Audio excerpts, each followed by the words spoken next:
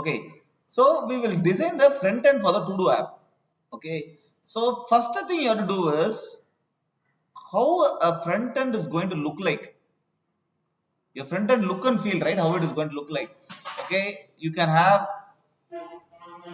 to do's, some heading, something there, and you can have a input button where you will put the title. You can enter the title here. Then you can have something called as description. Okay, and then you have the description button here, and then you have some button called submit. Okay, so and what is the color of each one, and what is the color of your page, how it's going to look like. This is what you have to decide first. Okay, so this is the look and feel, first thing. Okay, first front end look and feel, how it's going to look like. Okay, the second thing comes your functionality. What are the different functionality your front end is going to have, right? So when you enter the something and enter the description, when you click submit, what has to happen? Okay, and your to do should be displayed like this.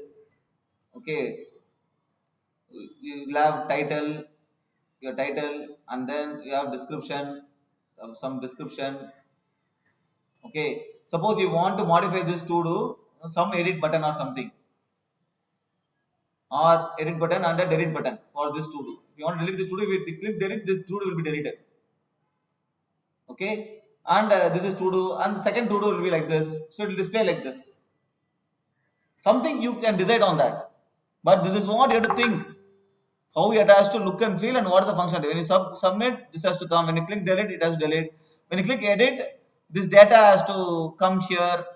Okay, and then this submit button has to change to edit button, update button, and then when you click update, this data has to be updated. Okay, and this is how first thing you have to decide on your look and feel and functionality. Okay, the third thing, how you are going to implement it, how you are going to implement these things, right?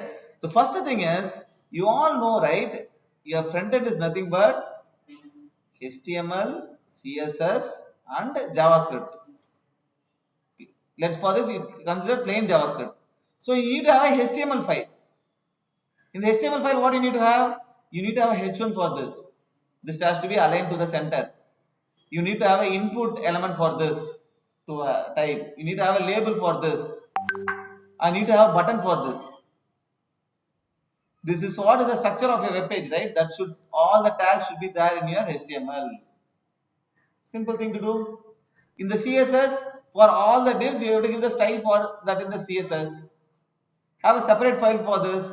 In the HTML, using the link tag, link your CSS here. Whatever the color you need, all the things you put here. And what you need to have in the JavaScript. Okay, in the JavaScript, when you click submit button, what is the function you have to call? That function should be there in the JavaScript. So in the submit button, there will be an on-click attribute, right? There you can call a function. That function will be there in the JavaScript file. Using the script tag, put the JavaScript file here in your HTML. So when you click the button, that function will be called. What the function has to do? It has to update this thing in the backend. So in the JavaScript function, you have to send the data to the backend. How you do it? Either you can use fetch function. You have to give the URL, and then you have to give the method, whether it's post or get method thod. This is get. Otherwise, you can use AxiOS. You can install this AxiOS module, and then you can send the data to the backend. Okay, so once the data is sent to the backend, right, then what you have to do?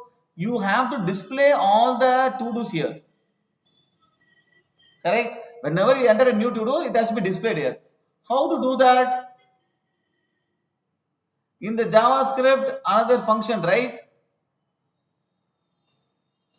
In another function, you have to get all the data. So again, you have to do a fetch get method. To update, you use post method. To get all the data, use fetch Get method, you get all the data. Once you get all the data, what do you have to do? Go and update the DOM, right? What in this HTML content, right? Your browser reads the HTML content and creates a DOM. Okay, using the JavaScript, you can go update the DOM. You can manipulate the DOM, right? In the JavaScript code, right? You can use document dot create element or get element. You can create an element and update the element with the data you got. So using the JavaScript, when you update the DOM, the content will be displayed here. So the data will be, there is a lot of to do. So you have to loop around the data and update the DOM. Correct? This is how simple thing. This is how with the plain JavaScript you can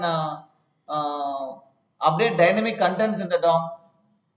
This is what is dynamic HTML, right? Whenever you click to do, the HTML content is updated dynamically. How it is updated dynamically? Because dynamically you are changing the content using your JavaScript code. So this is what you have to do for the front end.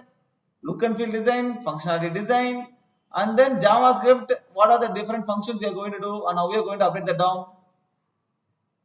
In JavaScript, what are you going to do? You have to update, you have to send some message to the backend, either to post the data or get the data and update. If you want to display the data, you have to update the DOM. Okay, so from you are getting the data, right? You are sending a get request and getting the data. The data will be there in a variable. From the variable, you have to update the DOM, correct? This is called reconciliation. The process of updating the DOM from a variable, that is called reconciliation. Okay, how you do it? You have to create an element by ID, get an element by ID and update. That is how you are going to update the DOM. Okay, so you do it in the plain JavaScript. You do like this.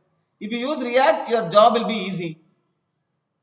Okay, first you will do it in plain JavaScript, and then in the next assignment you can do the same thing in React.